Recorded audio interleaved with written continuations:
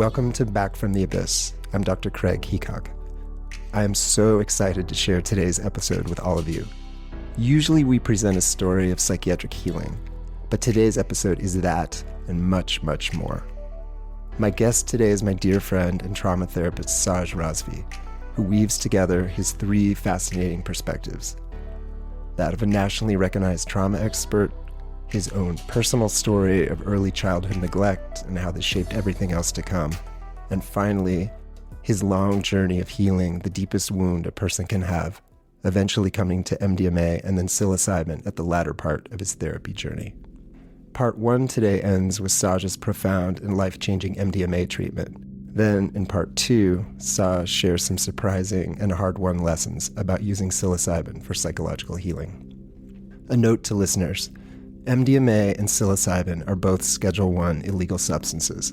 Saj's MDMA therapy session took place in the context of his training to be a therapist in the MAPS MDMA-assisted psychotherapy for PTSD study, and his psilocybin session occurred in the Netherlands. Saj, I'm so excited to have you here today because, one, you have an amazing story, your own story of healing, and two, you're my go-to trauma expert. When I think of trauma questions and trauma musings, you're my man to talk to. And three, I think you, more than almost anyone I know, have some of the most interesting and potentially useful ideas and guidance and wisdom on the use of psychedelics in healing. Thank you, Greg. Happy to be here. Yeah. So just as an introduction, Saj, you are the director of Innate Path in Denver. Yeah, I'm the director of education at Innate Path. Yeah, tell us more about Innate Path. Sure. We do three things. We provide psychedelic psychotherapy clinical services. We run trainings for clinicians around the country, and then finally, we are a research organization because we're trying to validate these medicines, particularly cannabis and ketamine, for use in mental health around the country. Mm-hmm. Is Innate Path specifically focused on trauma? You know, we're not specifically focused on trauma. That is our background. And I think if you asked anybody there, we would say that, you know, most of the people that we treat have had either highly stressful or overwhelming experiences at some point in their life, particularly in childhood. That's most of who we end up seeing. Mm-hmm. So, you know, even without specifically being a trauma-focused center, that's who walks in the door. Yeah. You know, that's the person that has treatment resistance. And right now we're seeing people that have gone through, you know, years of psychotherapy, and a lot of times they've gone through the psychiatric paths too. And so they're using psychedelic work as a last line response. But we're as the culture shifts around this, we're starting to see people engaging with psychedelic work as a first line response. Mm-hmm. Before we get more into some of the specifics of psychedelics and of your personal story, maybe we could bring everyone up to speed on trauma, because I think some of the people listening to this are experienced trauma therapists, and some people know very little about trauma. And I wonder if we might start with just talking a little bit about what trauma does to the body and mind. You know, one of the most famous books in trauma is The Body Keeps the Score. Yeah. Or holds the score. Keeps the score. Whoops. And I wonder if we might just start you talking a little bit about how the body holds trauma and how that manifests over time. Yeah. Okay. So I would say, you know, maybe a big level definition of trauma is that it's a series of responses that we enter into when under conditions of threat. And that could be threat that happens in the present moment, or it could have been threat that happens, you know, decades ago. And it affects all of us, right? It affects our biology, it affects our emotional state, it affects our thinking and the types of thoughts that we have. And I think the standard way that trauma is approached in mental health really is as, you know, working with it in terms of belief systems and distorted thinking that can come with it. And we find that I think there's a movement in mental health to say, no, we have to go deeper when it comes to trauma, because we can see the same reactions, symptoms, responses in other mammals that we see in us, right? You know, we see. So let me just back up a little bit. So we know that the mammalian nervous system goes through a series of responses when it comes to threat. So initially, we'll have what we call mild stress responses.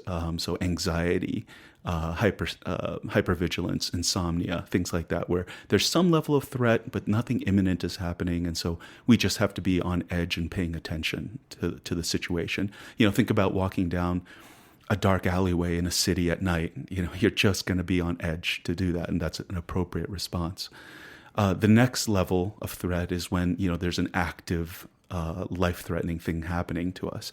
And so we go into a very high stress or like a panic level response. And if you think about, being assaulted or raped or being in a battlefield situation and you're being shot at, you are having a ton of adrenaline released into your system, a major fight or flight response.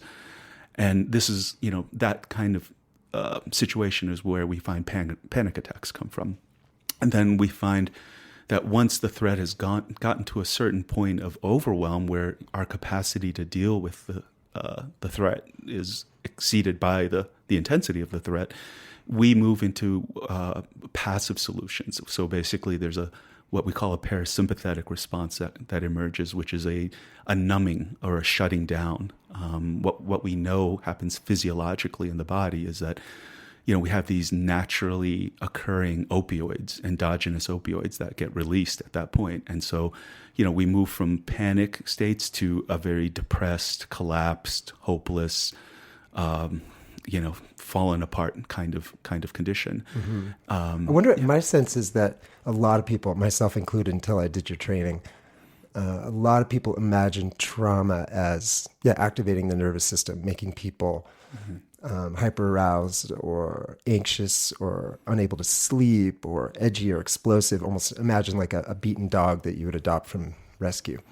And one of the most helpful takeaways I took from your training years ago was how powerful this final stage is, the parasympathetic shutdown, dissociative opioid dump, if you will, that sends people into the numb, dissociative freeze, and how that actually is the end result of a lot of people's trauma and why they can't get better. Yeah, I think the ball game is all in the dissociated realms. If you were lucky to come out of a difficult childhood or an experience and you only had anxiety or panic symptoms, you're doing pretty well. Those are the people that we see. The prognosis is very good with those people, because there's no splitting of the psyche. There's no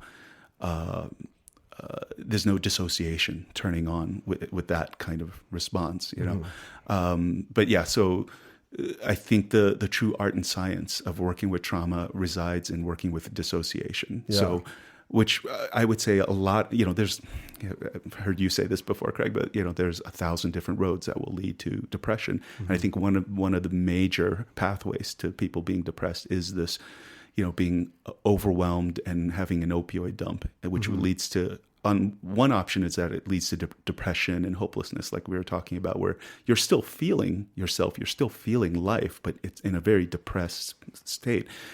One step further beyond that is where the threat is so overwhelming that there's no point in feeling anything at all. This is when, a lion is taken down a zebra and the zebra is going to be bitten into and eaten. And at that point, the zebra's nervous system, which is also our nervous system, right? We all have the same basic setup here, will move into a much more profound opioid release state where you're not feeling much of anything at all. And the interesting thing for us is that our cognitive capacity is online and actually more unencumbered when people are in this final state of trauma, where they can talk fine, they're looking at the world fine, they can do math fine, they just can't feel fine, they can't relate to anybody. There's sort of a they're kind of a walking dead. Yeah.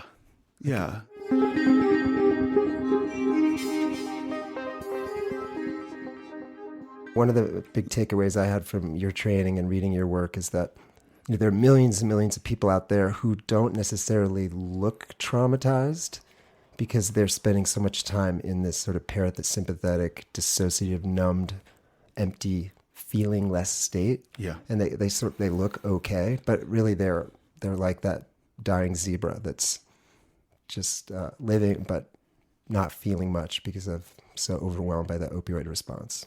Yeah, and I think that's what makes it really tricky because, they look, behaviorally speaking, they look very calm, right? And just like, if you didn't have any threat at all, if you didn't have any trauma in your system, you could be calm and responsive to the world. But if you had sort of the extreme of trauma, you would also be calm in the world.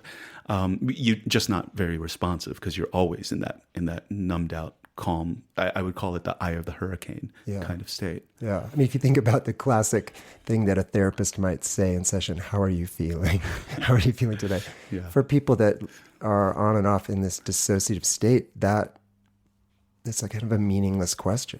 Completely. Yeah. It's, I think any trauma, any kind of therapy that relies completely on self-report is not effective here because, the last person to know that they're deeply traumatized is the traumatized person, because the effects of the opioid is affecting their consciousness and their ability to notice anything. Mm-hmm. Yeah. I mean, my sense in psychiatry is that perhaps the two things that are most difficult to treat, that we just do not have much to offer, are A, the negative symptoms of schizophrenia, B, complex trauma with the primarily dissociative presentation. Yeah, and that makes all the sense in the world to me because, again, this is an intelligent, adaptive response that causes people to go to that state. So their body is doing what it's supposed to be doing under those conditions, right? And I think we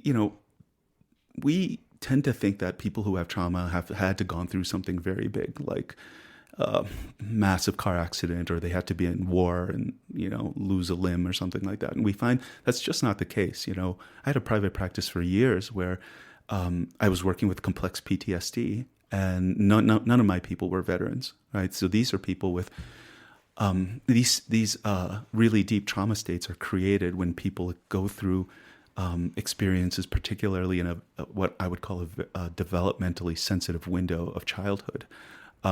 Is that a time? Is that 0 to 5, or is that, what would you say is developmentally sensitive? Yeah, I would say the earlier, the more developmentally sensitive it is. The older you are, the better. 5 is still pretty young for this.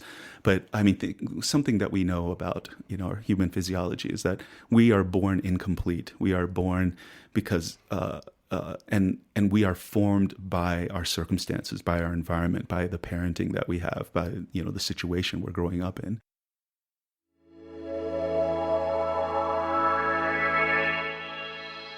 You've talked about in your training and in your writings, and this idea that trauma that's manifesting more with sympathetic symptoms, activation and panic and insomnia, that has a lot of potential treatment points in EMDR and even some anti-adrenergic meds, or possibly even some behavioral therapies. But people who spend a lot of time in dissociative state, there's just not much for them. And I'm wondering, prior to some of the psychedelic therapies that we're going to get into, what have been the effective ways to reach people when their trauma is manifesting mostly as the numb dissociation? Yeah, I think this has been a major failing of our field.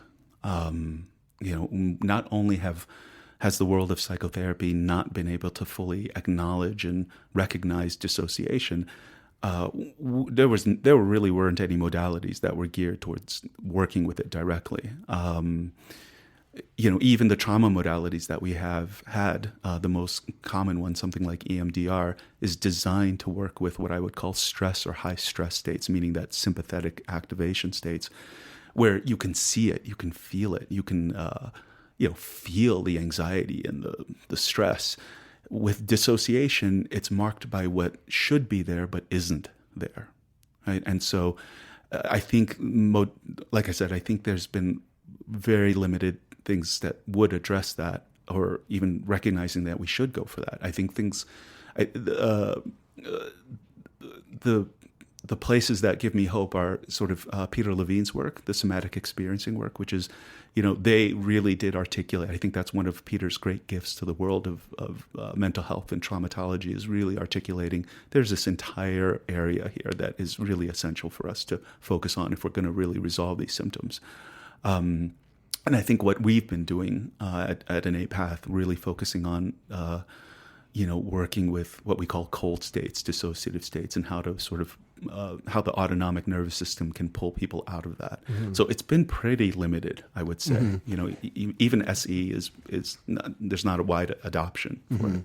So at Innate Path, my understanding is you're using both cannabis and or ketamine to help people, to reach people in this numb state and try to bring them out.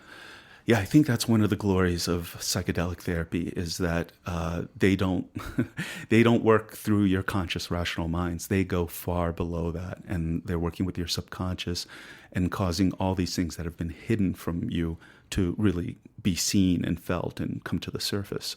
We think that. So I was one of the clinical researchers in the MAPS MDMA trials for treatment-resistant PTSD. And what we saw in those trials is very similar to, I think, what we see at our clinic on a daily basis with these other medicines. I mean, there are differences to say, but I think generally once these psychedelic medicines put people in a non-ordinary state of consciousness, like a dream state, if you will, the subconscious tends to come to the surface, especially if you have a modality that's looking and inviting the subconscious to come to the surface.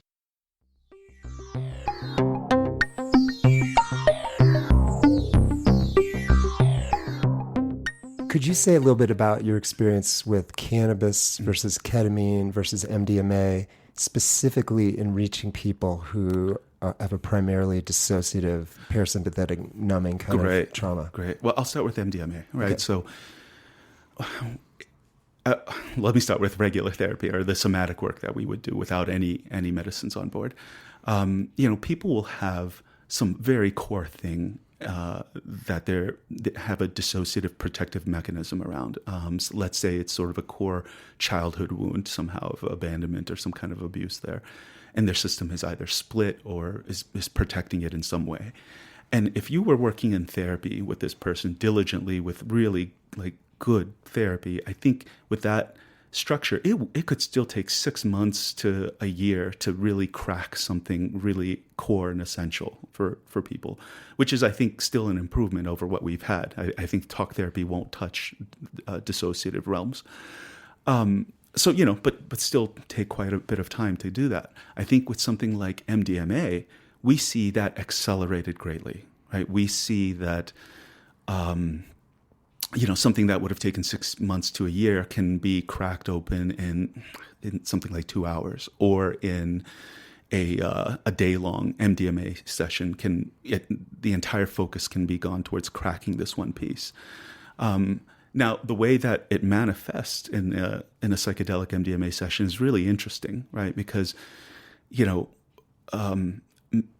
it will manifest as sobriety, right? So people at the height of an MDMA session, 2 hours into it, which should be a very powerful, activating experience, you'll have people that are just flat out sober and not feeling anything. They'll think that they got a placebo dose. And are they dissociated during this? Yeah. That's what's going on. That's what's going on. Basically, what's happening is that an opioid response, their protective endogenous opioid response is meeting a psychedelic response, and the opioid response is crushing the psychedelic response. But I guess it's not just that, because so our trick with that is then to really stay with it, stay with the nothingness, stay with the sobriety. I mean, literally, people will think that they could, nothing's happening, so they'll take off their blindfolds or their eye shades and feel like, okay, I can just walk out of here, right, and have my day. And the suggestion here, the recommendation is that there is gold underneath the boredom. Right? There is. That's a great statement. There's gold underneath the boredom. Yeah. So, we as clinicians and the client's mind will think like, I want more than this. I think there should be more here. And we will be tempted to offer something, to attempt it to sort of, say like, okay, let's focus on this. And so you can struggle with this. But again, I think, they're switching the session to work with something that the client can actively engage with versus what is naturally coming up, which is the dissociation, the nothingness, the numbing. So what the MDMA therapist should be doing in that case with this person 2 hours in who seems quote unquote fine or unaffected by the medication is actually encouraging them to go into the nothingness. Yeah. Going into the numbness and the blackness. Yeah. It will crack. Like I said, it'll take 30 minutes or 2 hours, or maybe it'll take the whole session, but it will crack. And when that dissociation cracks, there's an entire universe inside of it. Does it sometimes take multiple sessions to crack? It can. Yeah. Yeah. Which again is still very efficient, but that's not the idea that most clinicians or participants have of what an MDMA session, what a psychedelic psychotherapy session should look like. Yeah.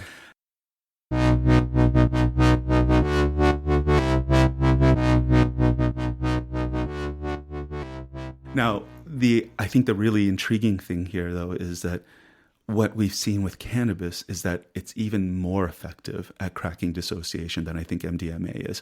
And I'm saying that with, there's a fantastic therapeutic opportunity there, but there's also massive pitfalls there to look out for. Yeah, I'm so interested in this topic because two things. Well, one is that it's well seen and documented that that THC can trigger depersonalization and derealization and sort of these dissociative-like states. And number two, as listeners to this podcast will know, as a psychiatrist here, I see a lot of people with mood and psychotic disorders get triggered into severe decompensation or even new onset psychosis from THC. So, Saj, when you first told me that you were using cannabis as a therapeutic tool to sort of break down trauma dissociation, that was completely fascinating to me. But yeah, please say more about how that looks. Yeah. Let's say, the higher level view of it is that, cannabis is the drug that most people know at this point. It's recreationally easily available. People try it in high school. It's the dopey drug. It's the drug that maybe in the best case scenario takes the edge off of anxiety symptoms, right? But we find that more so than any other medicine, when people take that same plant and bring it into a different setting, a different context where we're going for mental health and trauma, it becomes a completely different animal. And even able to, as you say, crack open dissociation. Yeah. Which is, again, so fascinating to me because I think of THC as creating dissociation. As promoting dissociation. Right. So that is a question, right? I think it's one of those things that can have so many different responses based on the experience, the interaction that it's being used in. I think that's true of all psychedelics, that so much of their outcome really depends on the context. Mm-hmm. Right. We know, for example, that MDMA, the street drug ecstasy, which thousands of people take every weekend and go clubbing with it. Very little therapeutic benefit in doing that, although it could be a wonderful experience. But take it in a therapy session, and it becomes an incredible tool for complex PTSD. Mm-hmm. I think something very similar of cannabis. So is a cannabis session similar to an MDMA-assisted psychotherapy session in that there are eye shades and music, and it's an interior experience? Yeah, it's an interior experience. And I think one of the things that we find is that, the world of mental health does not like cannabis because it really interrupts people telling their story. It interrupts top-down executive functioning. Which in the world of trauma therapy, that may actually be a very useful thing because it's usually that top-down executive functioning that creates the censorship that prevents the autonomic processing of trauma. So what we find is... Oh, that's right. So what you're saying, let me summarize that, is that the cannabis can affect talk therapy, can affect your ability to listen and reason and work through, cognitive stuff, higher level stuff, but you're saying that's actually maybe perfect, that it's working on lower level, deeper mechanisms. Yeah. And by inhibiting the more higher level, top level mechanisms, that's actually helpful because those are getting in the way. Exactly. I think we're addicted to these higher level cognitive functions, and talk therapy certainly is focused on that. And I think trauma is so much a bottom up response, a more primitive response, that if we can get people to sort of get out of their own way, which I think that's the beauty of cannabis, it kind of interrupts all habitual functioning. Then I think what's working here is just the natural response of the autonomic nervous system towards healing. Mm-hmm. And do those sessions, are they people having THC edibles before they come in? Is it like how does that?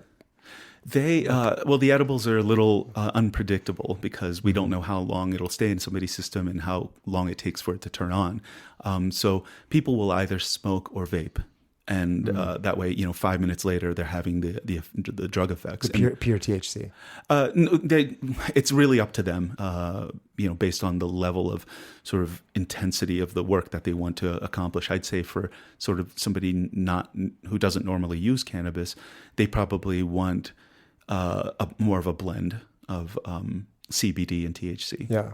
Now, in my work in the same PTSD study that you're in the MAP study, I have yet to see a session, quote unquote, go badly. I mean, they go all sorts of directions, but they never derail. But with the cannabis, have you seen that where you get more dissociation or more panic, or that it's not therapeutic? Or I think it really is defined by how you define things going badly. That's true. Panic might be what they need. Yeah, exactly. Controlled panic. We're looking for bad trips. Right?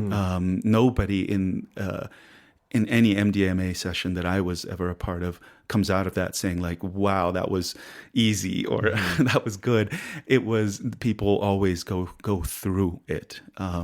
They go into intense reactivity and feeling states. I think that's the case with cannabis as well. I'll put it this way, Craig, that if we're working with somebody and they have a lot of material in these dissociated states, when they're coming out of it, it will look like panic. So the dissociation is clearing, and what's under the dissociation is flat out fear and panic. Yeah. And so if people are having those responses, that in our sort of framing of it, in our model of it, that's actually a positive thing. So breaking open the dissociation could look like bringing on a panic attack in your office. So just a huge sympathetic release, which can be good. Yeah, exactly. Yeah, that makes sense. Yeah, because the idea is that before somebody dissociated, it's not like the world was completely okay and then all of a sudden somebody dissociates. Things led up to that dissociation. And typically we will have those high stress panic responses before we dissociate, if possible. Mm-hmm.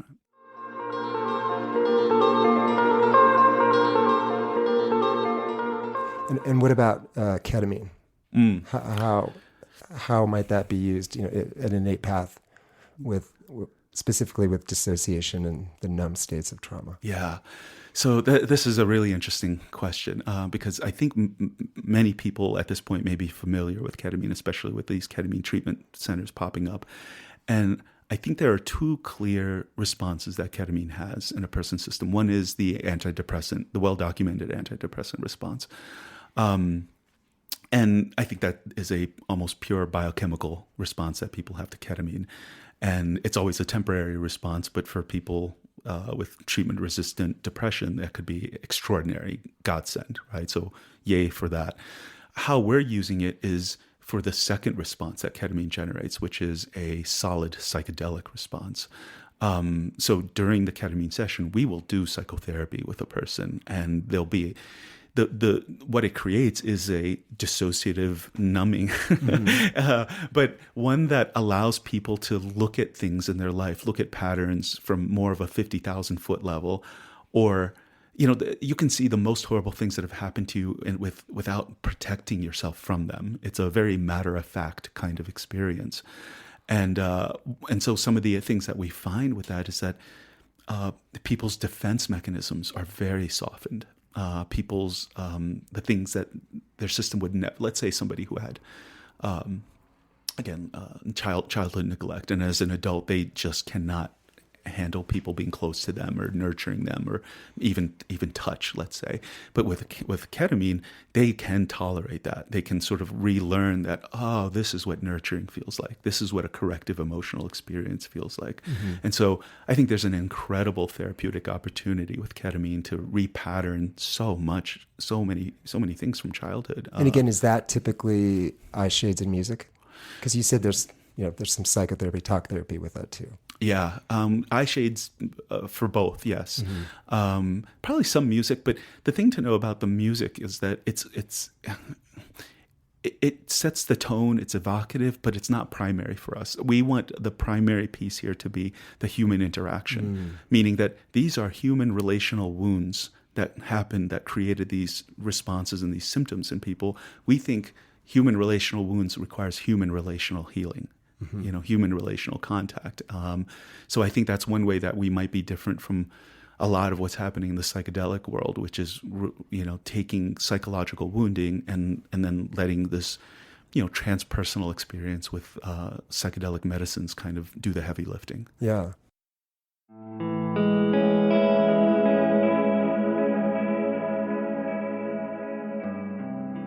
How do you decide at your clinic if someone is a better candidate for cannabis-assisted work or ketamine-assisted work? Yeah.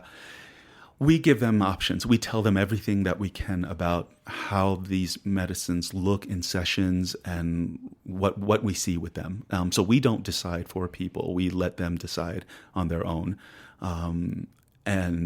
And the thing is that people are certainly welcome to try either one, and typically maybe people will go back and forth between them, because a big difference between the cannabis work and the ketamine work is that cannabis is, I think, much more activating, right? It really cracks dissociation, like we were talking about. Better than ketamine. Better than ketamine, perhaps better than anything that I've seen. Yeah, and I've heard you say that before. Again, it's totally fascinating to me to hear that.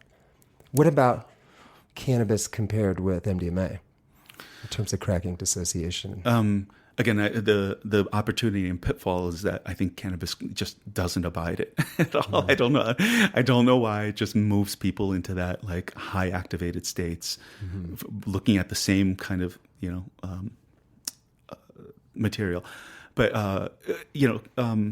MDMA will take its sweet time. I think MDMA is a really great therapy drug because the way that I think about it is that it's an insistent dance partner, but you can say no to it, right? You can say, no, I'm not going here. And a lot of people do. And I think that's one of the things that makes it nice for people, and that, they can really sort of choose to go into some of these things, but it's also some of the things that, it can still take some significant time to crack dissociation with MDMA.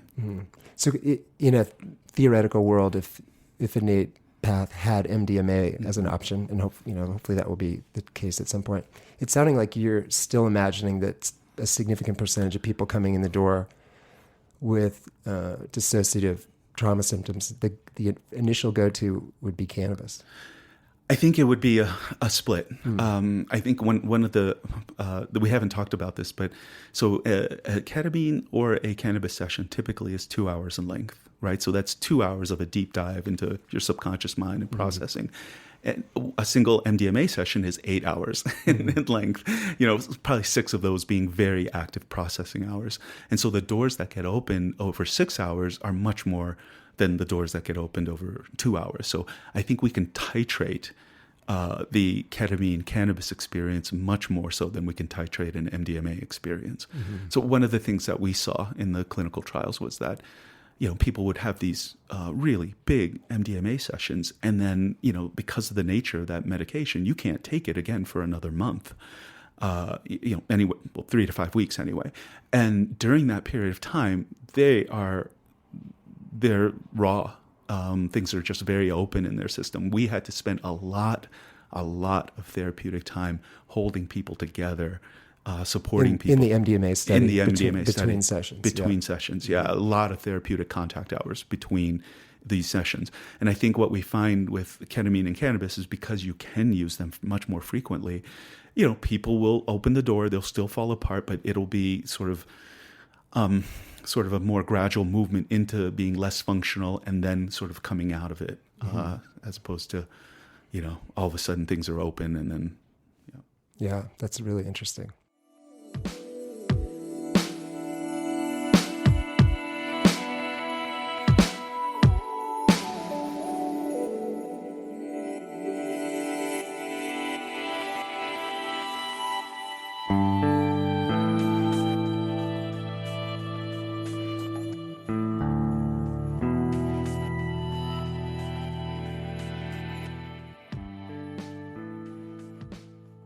You've had a lifelong story of pain and dissociation and eventual healing, but it's been a long road. Yeah, it's been a long road. And I guess I'll just start out by saying, you don't become a trauma therapist unless you've got some personal stake in the game. Yeah, research is me search. Yeah, research is me search. That's a good way of putting it. Yeah, I would say that I'm in that category of person that I have almost no physical trauma to my body, no like severe beatings or anything like that, right? Mine is just complete early, sort of really profound neglect. And this is the type of thing that they found in the 1940s when World War II was happening, and there was this concern in British hospitals around bacteria and passing on diseases that if that they would have infants in orphanages dying and failing to thrive. And what they eventually found out was, wow, like being touched and held and attuned to and responded to is incredibly necessary for a human organism. And so I mean that's an extreme that infants will just not thrive and die from it. But shorter than that, but still pretty profound, is what happens to somebody's attachment style when they're not related to, what happens to their sense of other human beings and the world when they're not related to, because that child's mind, that child's psyche is still forming just in isolation, right? So I would say that that's mostly my structure, and it comes from having a parent. By the way, I'll say that if it wasn't for dysfunctional, maladaptive parenting styles, the field of psychology wouldn't exist. Right. If like, what percentage of my patients would disappear if they didn't have a trauma history? A lot. I mean, I would still have some, but yeah, it's such the root of so much. Yeah, there are organic brain diseases and things like that, but so much of what causes people to enter into mental health really is sort of childhood trauma, childhood development patterns, parenting styles. Right? And this neglect for you was happening during a key window. Oh yeah, very key. So my parents, I'm Indian. My parents immigrated from India when I was 2 years old, and my parents were stressed, and my mom was depressed about doing it. Just a fact of growing up was like, we had this drawer full of family photos, and my brother, who's older than me, had thousands of photos of him as an infant, being bathed, all these things happening. And there literally is not a single photo of me as an infant, just not one. And I always thought that was strange as a kid, and I didn't know what to make of it. But do you think you weren't wanted, or or mom was just so overwhelmed or shut down or depressed? Yeah, I think the latter. Just overwhelmed, shut down, depressed. I think her own trauma history was catching up to her. I think she came from a large Indian family, and she was the eldest. And so when she was 8 years old, she was sort of sent off to live with her grandparents, who she didn't know. So it was almost like, being abandoned at 8. And so I think that she had what I would call avoidant attachment, sort of avoidant of relationships, avoidant of feeling, avoidant of really making contact. And so she couldn't give what she didn't have. Could she give your older brother what he needed? I think my older brother got more of what he needed, but you could still see, pieces that are missing in his system. Yeah. So I wonder how that manifested. I mean, do you imagine that, like little baby, you just weren't being held or loved or talked to, or? Yeah, I think that was it. I think it's just like, well, here's the crib. Here's, you're just in this by yourself, So there is a so I'll say this piece, and you can feel free to edit it out, Craig, of course. But and I say that because it's a theory piece, right? And then we can move back to personal. But there's a researcher, Alan Shore, out of UCLA, that is studying brain development in infants with secure attachment and infants with insecure, unstable attachment, right? And so I'll just say that attachment is a formal psychological term for a process that happens between the ages of 0 and 2 years old, where an infant is sort of bonding with its parent and recognizing whether the world is safe, the world is an okay place, or it's not, right? So that's a core thing that's happening there. And we can tell so much about, how this little kid's life is going to be as an adult based on what attachment style they have. And to a large extent, attachment has been seen as, immutable, right? You can't change it. So anyway, Alan Shore is doing this research, and what he's finding is that, there's baby A, right, who is well attuned to, and and baby A has needs and starts crying for food and for touch and movement and being changed and all these types of things. And every time one of those things comes up, baby A starts crying, and a more mature nervous system comes in and soothes the baby by, picking him up, feeding him, doing whatever, responding to the needs, right? And so this happens thousands and thousands of times. So in other words, baby gets upset, there's a response from the outside world, and then baby calms down, right? And eventually what happens there is that when this baby becomes a 5-year-old, right, it starts to learn this, it internalizes that self-soothing mechanism. It's what's called auto-regulation.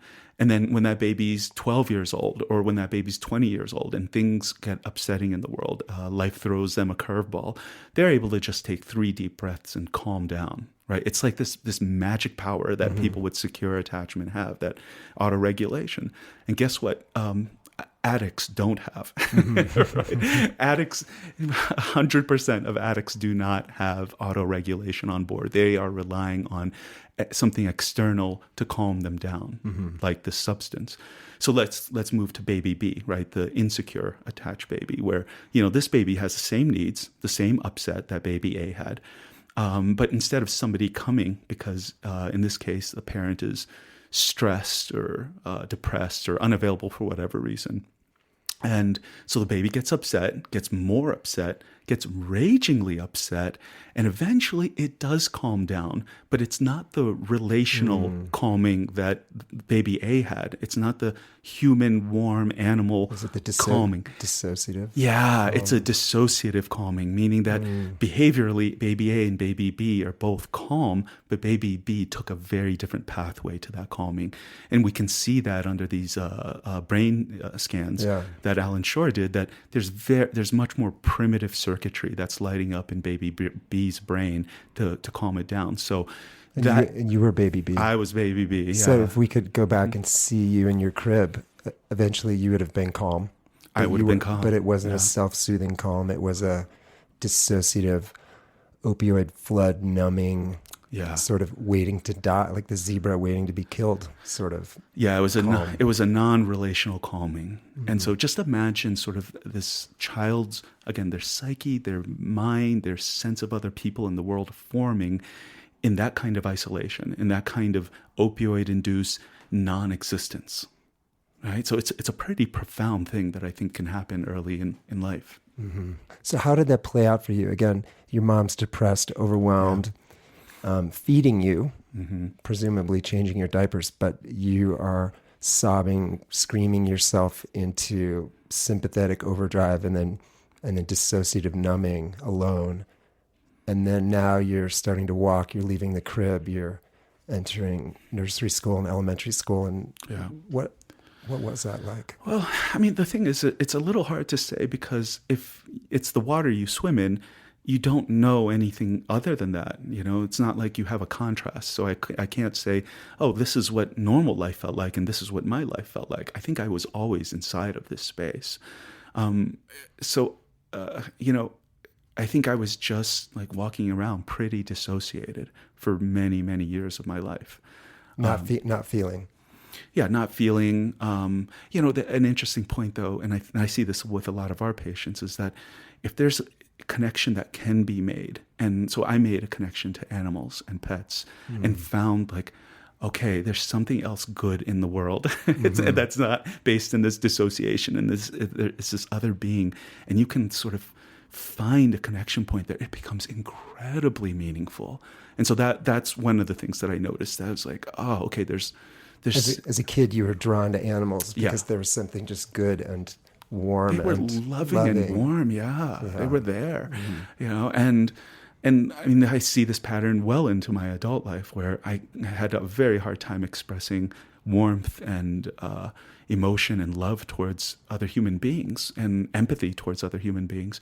But when it came to animals, oh my God, it was the red carpet. Yeah. I had a cat that, I had this idea in my head that, over the lifespan of this cat, he's going to jump down from the counter that he gets up on a certain amount of times, because he only has a certain amount of jumps left in him, right? And so I made sure that after this cat would drink water from the sink, I would pick him up and put him on the ground, because I didn't want him to use up his jumps from the counter. Oh, wow. Yeah, it was off the hook. It was just, that impulse to connect and love something and take care of something can only be directed towards animals in my system. Yeah.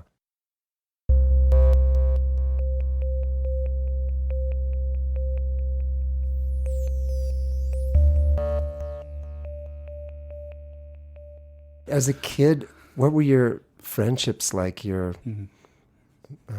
Because I assume that you were probably trying to connect with people on some degree. Yeah, I mean, I could connect on the degree of like I played a lot of sports and things like that, and actually, I think that saved me in a lot of ways. So I could do social sports and things like that, but when it came to any kind of intimacy, I don't think I was capable of it. Was it scary, or was it just alien? Or I'm imagining maybe people being interested in being your friend or wanting to date you, and you again having this just numbed,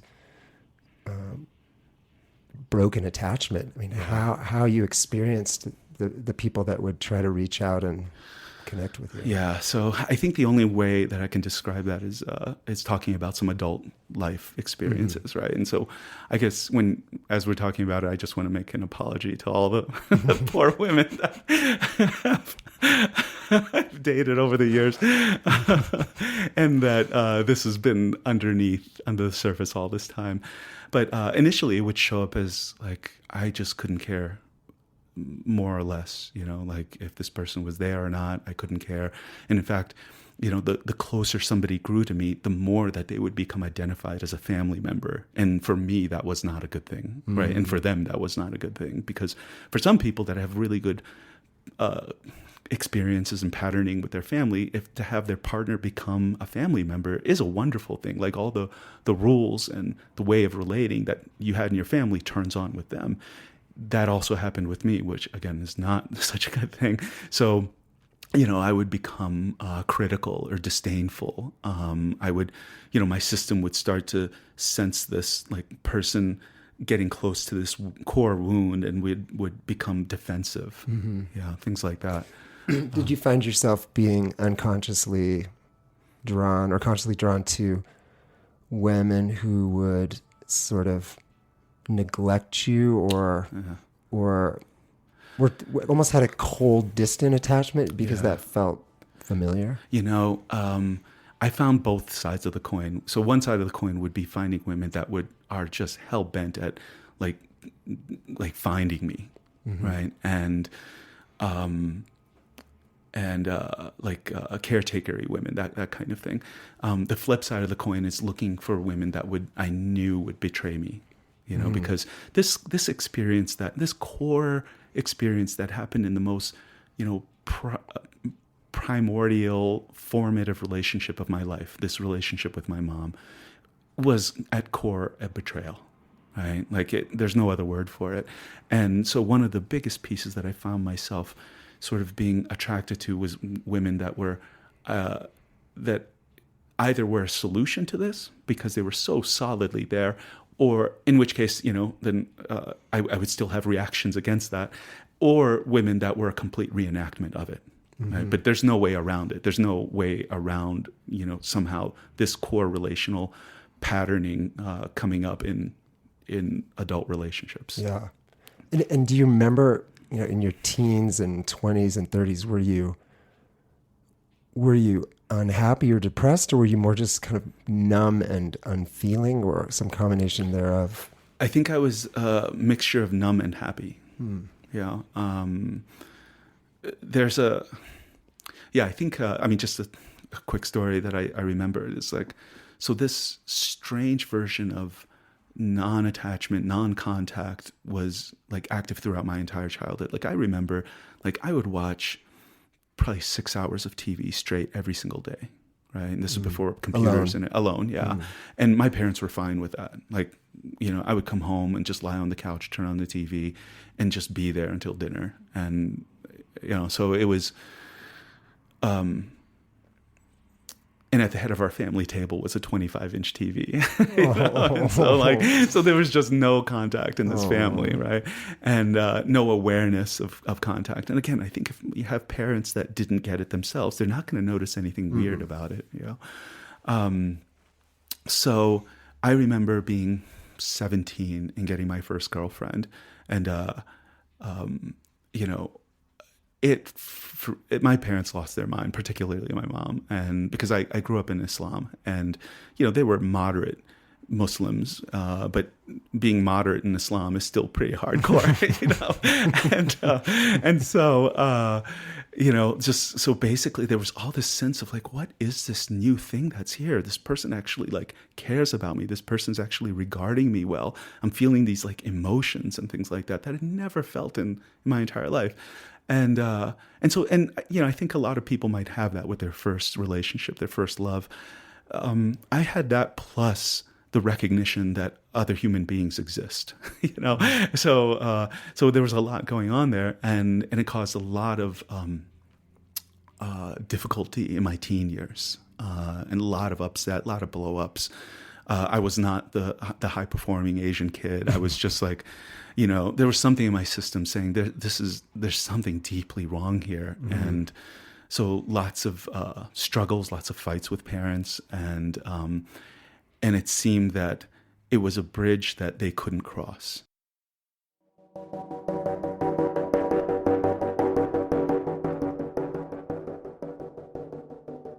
I would imagine that, as a kid, you could look around and say, okay, we have a TV, we have cars, my parents are working, we have food. There shouldn't be there's nothing wrong. I haven't been beaten or sexually assaulted. There's nothing wrong. There's nothing, but something is actually, in a lot of ways, the most deeply important thing is wrong. Yeah.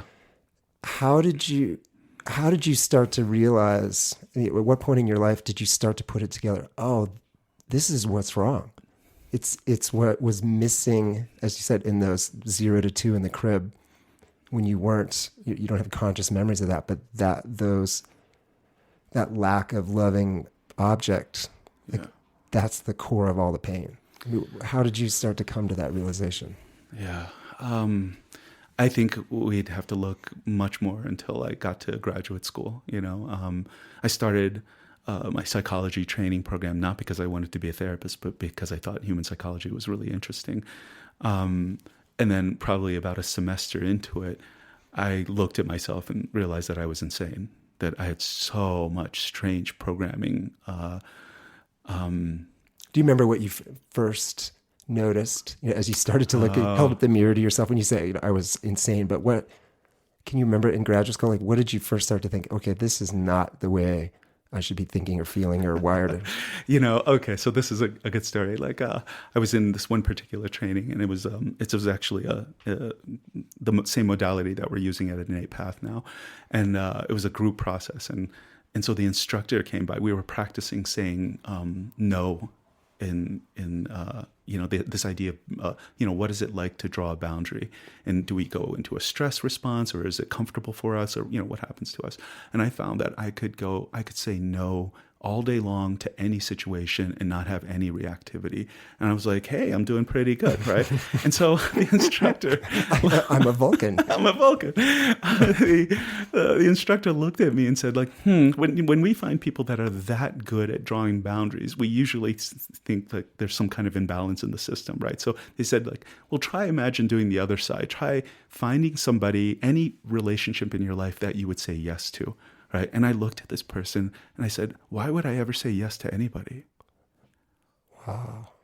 And Craig, I'm telling you, I was in graduate school for psychology at this point, probably, like a year in. And it did not occur to me that was a strange thing to say. As you said, you were a fish swimming in your own water for so long. How could you know that? Yeah.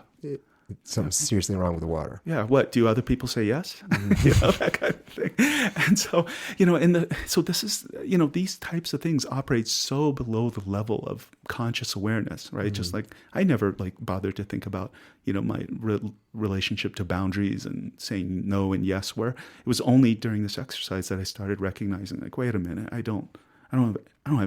cannot think of any single situation that I would say yes to. Which is, I think, a hallmark of trauma, sort of a really broken, impermeable boundary, like being overbounded or underbounded, one or the other. Yeah, and then I'm wondering if you're thinking, okay, I got work to do, or if you think, oh no, I'm broken. I'm so fundamentally broken. Yeah. I could see where it could go either way. That you realize that it's the deepest level. There's something so wrong. I think, fortunately for me, I didn't realize it at the depth that it was at that point. Otherwise, I might have been more downcast.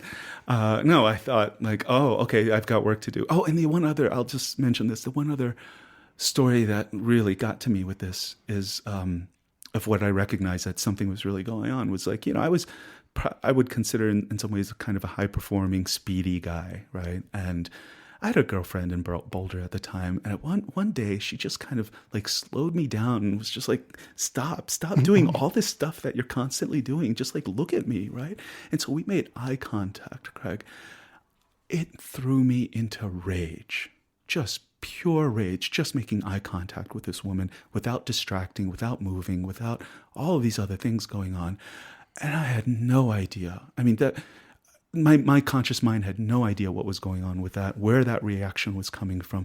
But clearly it was a big bottom-up response, and if you think about sort of one of the ways that infants know of the existence of other people is through eye contact, right? They play the peekaboo game. They love making eye contact with a parent. Yeah. And I didn't get that. No. And just getting that at this moment, being 30 and getting that, all of a sudden, brought up an enormous reaction. Oh.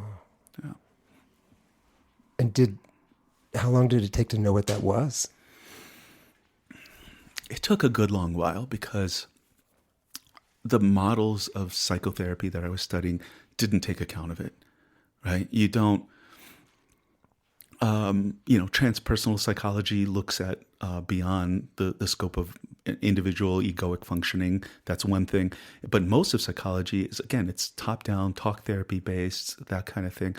I don't think there was very many models to explain what was going on here, right? So, but fortunately, I was in Boulder, which Boulder, along with San Francisco and Boston, is one of the very innovative hubs for psychotherapy in the U.S. And so I got exposed to some different modalities that really did focus on this, what I would call a more psychobiological response.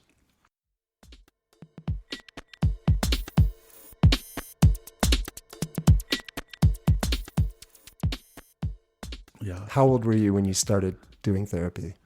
28. 28. Yeah. Yeah.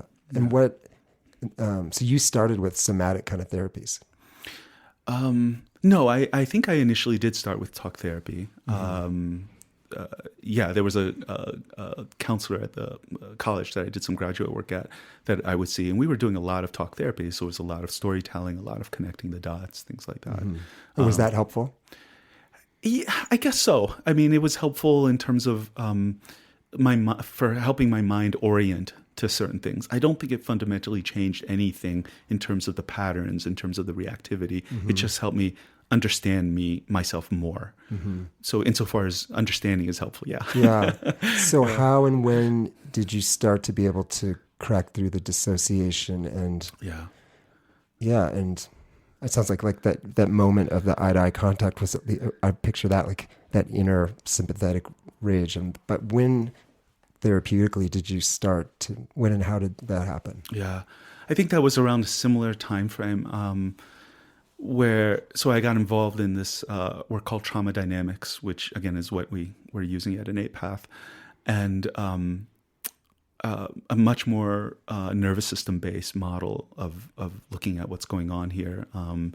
Sort of instead of trying to understand or tell stories, we're looking at just those types of reactions, like I just mentioned there.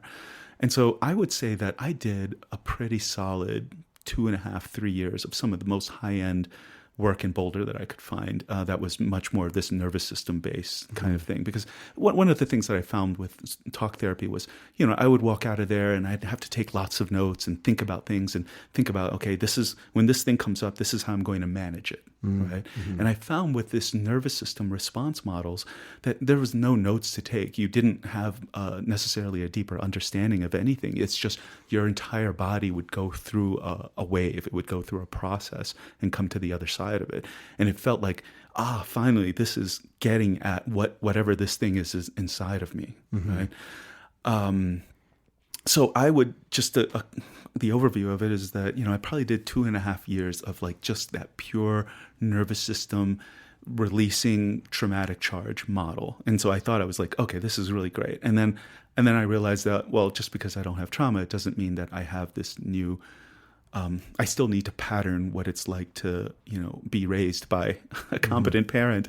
And so I did probably another 1.5 to 2 years of really solid attachment work, self-parenting work, self-soothing work, Is that one-on-one with a therapist? Yeah, both of those were. They were two different therapists. One was much more, a trauma dynamics somatic therapist, and the other person was a great Gestalt therapist, Don Larson. Yeah. Shout out. But neither one involved any substance-assisted, psychedelic assisted. No. Yeah. So, and I thought like, okay, by the end of this, I was like, okay, this feels good. I'm functional. I'm more stable here and everything like that. Right. I don't know if I could still have been successful at doing a relationship, but like life felt a lot better at that point and definitely more stable.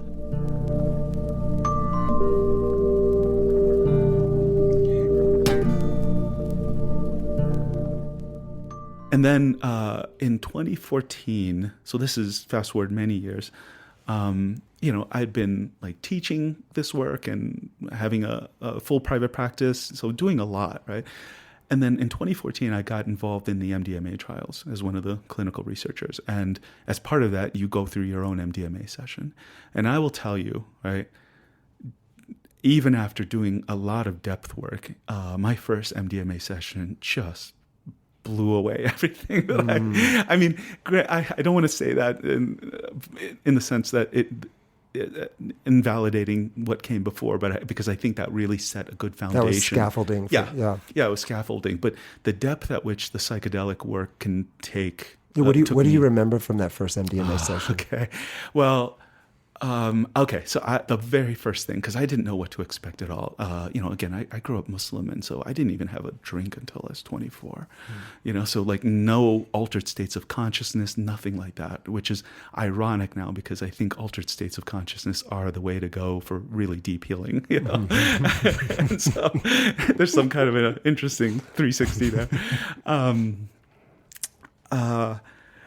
But my first experience with that is I went in and I saw this, in the darkness, because I'm wearing these eye shades, and I saw this little bit of light, right, in my mind's eye, and the light was growing, and it was getting bigger and bigger, and I was sort of making this motion with my hand that it was growing, and then finally it was getting so big that basically my arms stretched out, and my arms couldn't contain how big this was, right?